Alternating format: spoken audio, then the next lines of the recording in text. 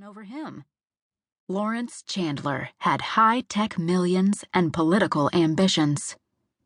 Mary Elizabeth, who'd been born right here in Westmoreland County, came from generations of Virginia blue blood.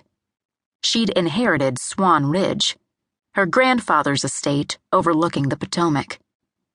A cynic might have wondered if that stately old house, with its manicured lawn and sweeping views, hadn't been as much a lure for Chandler as Mary Elizabeth herself. New money seeking old respectability, as it were. Be that as it may, it was a marriage made in political heaven. If Tucker had heard that once, he'd heard it 100 times, usually right before people realized they were saying it to the prior man in Mary Elizabeth's life, the one who'd loved her since childhood, the one who'd expected to marry her. Then they'd slink away, looking embarrassed or, even worse, pitying. According to all those same reports, Chandler intended to be governor by 40, bypass Congress, and head straight for the White House by 50. Not one single political pundit seemed to doubt him. But he wasn't likely to pull that off, Tucker concluded, if people discovered that his wife was sleeping just about bare-assed in the bed of a small-town sheriff who had once been her lover. Tucker might have gloated over this turn of events, but he'd been a sheriff a long time now. Things were seldom what they seemed. He doubted Mary Elizabeth had come crawling back because she realized she'd made a terrible mistake 6 years ago and wanted to rectify it tonight. Nope. One glimpse at her pale complexion, at what looked like dried tears on her cheeks, and the dark smudges under her eyes, and he concluded that she was here because there was some kind of trouble, and for some reason she was desperate enough to turn to him. The thought of the strong woman he'd once known, being vulnerable and needy, shook him as much as her unexpected presence. He needed to think about this. And he couldn't do it in the same room with a woman who'd once made his blood roar, just by glancing at him with her stunning violet eyes.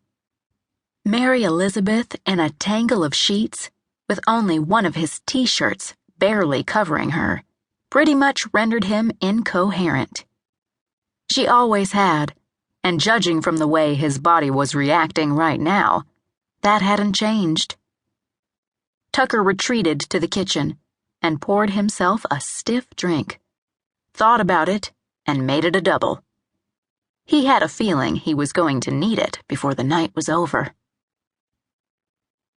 Liz stretched, then froze as a barrage of ugly memories crashed over her. For one instant, for one brief moment, she'd forgotten everything that had happened the night before. She'd forgotten the discovery that had brought her running to a man she'd abandoned years ago, the only person on earth she could trust to help her, if he would. He had to, she told herself staunchly. Tucker was not the kind of man to turn his back on someone in trouble, even someone he hadn't spoken to in years, someone who'd hurt him. Tucker was the most honorable man she'd ever known. She was counting on that mile-wide streak of Spencer integrity to come through for her, even if she didn't deserve it. She hadn't expected to sleep at all when she'd gotten here. In fact, she'd expected to spend endless hours answering questions. But with no sign of Tucker on the premises, she'd been left all alone in the dark, with her nerves rattled and her thoughts scrambling. She'd waited for a while on the porch, but eventually exhaustion and fear had taken their toll. She had gone inside the unlocked house, a testament to Tucker's faith in his own law enforcement skills, in search of a much-needed shower to cleanse away all signs of the night's events.